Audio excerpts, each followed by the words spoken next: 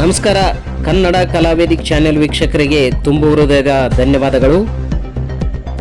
ಸಣ್ಣ ಮಾರೆಪ್ಪ ಹೊಸಪೇಟೆ ರಾಜ್ಯ ಅಧ್ಯಕ್ಷರು, ಗುಡ್ಗಜಂಗಮ್ ಸಮುದಾಯದ ರಾಜ್ಯ ಅಧ್ಯಕ್ಷರು. ಇವರು ಅಲೆಮಾರಿ ನಿಗಮದ ಅಧ್ಯಕ್ಷರಾಗಿ ಆಯ್ಕೆಯಾಗಲು ಆಕಾಂಕ್ಷಿಯಾಗಿದ್ದಾರೆ.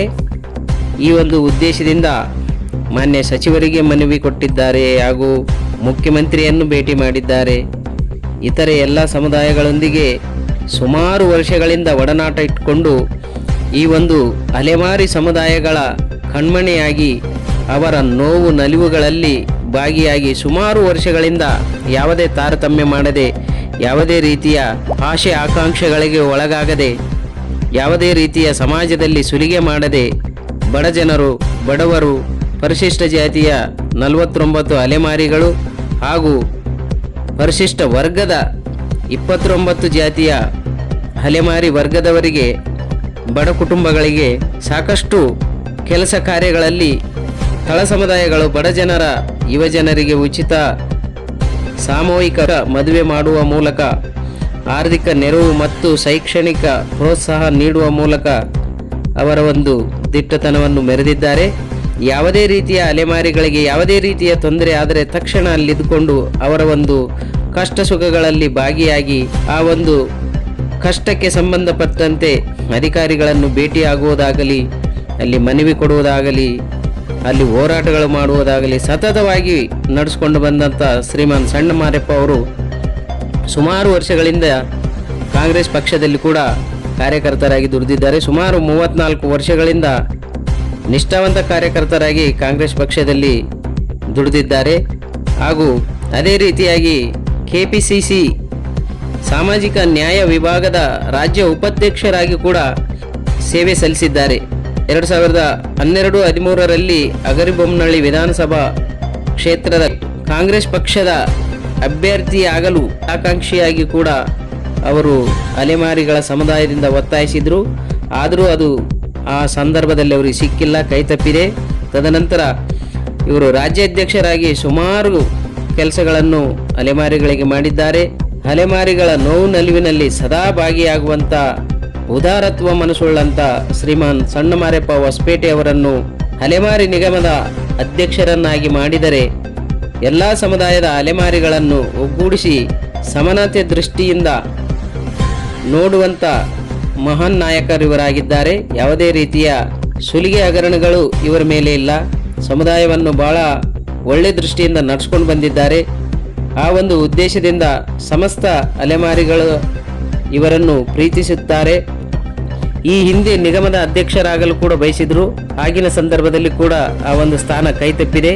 ಈಗ ದಯಮಾಡಿ ಅವರ ಒಂದು ನಿಜವಾದ ಹೋರಾಟಕ್ಕೆ, ನಂತರ ಅವರ ಒಂದು ಶ್ರಮಕ್ಕೆ ಈ ಒಂದು ಸ್ಥಾನ ದಕ್ಕಬೇಕು ಅಂತೇಳಿ ನಮ್ಮ ಚಾನೆಲ್ ವತಿಯಿಂದ ಕೂಡ ಒತ್ತಾಯಿಸುತ್ತೇವೆ. ಯಾಕಂದರೆ ಅವರು ಈ ಒಂದು ಸಮುದಾಯದ ಹಿರಿಯರು ಹಾಗೂ ಹೋರಾಟಗಾರರು, ಎಲ್ಲ ಸಮುದಾಯಗಳನ್ನು ಸಮತೋಲನದಿಂದ ನಡೆಸಿಕೊಂಡು ಬರುವಂಥವರು, ಸಮುದಾಯದ ಮೇಲೆ ಕಾಳಜಿ ಉಳ್ಳಂಥ ನಾಯಕರು, ಉದಾರತ್ವ ಮನಸ್ಸುಳ್ಳವರು, ನೇರ ನುಡಿ, ದಿಟ್ಟ ಹೆಜ್ಜೆಗಳಲ್ಲಿ ಯಾವುದೇ ಕೆಲಸ ಕಾರ್ಯಗಳಲ್ಲಿ ಹಿಂಜರುಗದೆ ಸಮಾಜದ ಏಳಿಗೆಗಾಗಿ ಶ್ರಮಪಟ್ಟಂಥ ಮಹಾನ್ ನಾಯಕರಿವರು.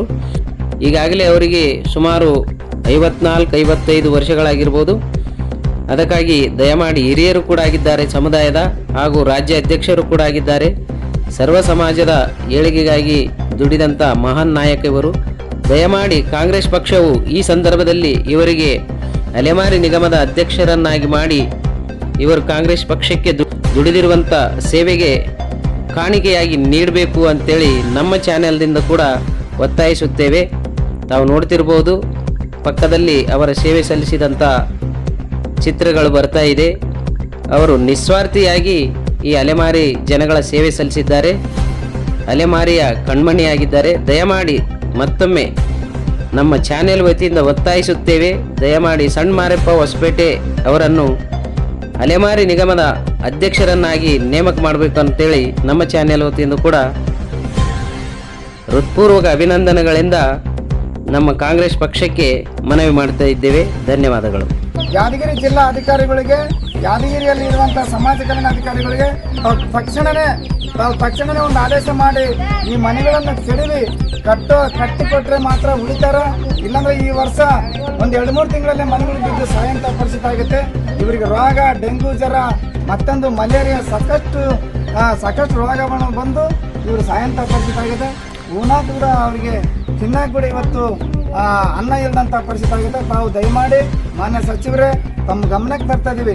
ಈ ವಿಡಿಯೋ ತಮ್ಮ ಗಮನಕ್ಕೆ ಬರತಕ್ಕನ ತಮ್ಮ ಒಂದು ಹಿಂಬಾಲಕರಿಗೆ ತಮ್ಮ ಪಿಎಗಳಿಗೆ ನಾನು ಕಳಿಸ್ಕೊಡ್ತೀನಿ. ಅದನ್ನು ನೋಡಿ ತಾವು ಕೆಲಸ ಮಾಡಬೇಕಂತೇಳಿ, ಒಂದು ವೇಳೆ ತಾವು ಮಾಡಿಲ್ಲ ಅಂದ್ರೆ ಸುತ್ತ ನಾನು ಮುಂದಿನ ವಾರ ಜಿಲ್ಲಾಧಿಕಾರಿಗಳಿಗೆ ಕಚೇರಿಗೆ ನಾನು ಮುತ್ತಿಗೆ ಹಾಕಂತ ಕೆಲಸ ನಾನು ಮಾಡ್ತಾ ಇದ್ದೀನಿ. ನಮ್ಮನ್ನು ಎಷ್ಟೋ ಮಂದಿ ಆದರೂ ಪರವಾಗಿಲ್ಲ, ನಮ್ಮ ಅರೆಸ್ಟ್ ಮಾಡಿದ್ರೂ ಪರವಾಗಿಲ್ಲ, ನಮ್ಗೆ ಏನು ಮಾಡಿದ್ರೂ ಪರವಾಗಿಲ್ಲ. ಈ ಕಾಲೋನಿ ಅಂತೂ ಸೂಕ್ತವಾದ ಮೂಲಭೂತ ಸೌಕರ್ಯಗಳನ್ನು ಒದಗಿಸಿಕೊಡ್ಬೇಕಂತೇಳಿ ತಮ್ಮಲ್ಲಿ ಕೈ ಮುಗಿದು ಕೇಳಿಕೊಳ್ತೇನೆ.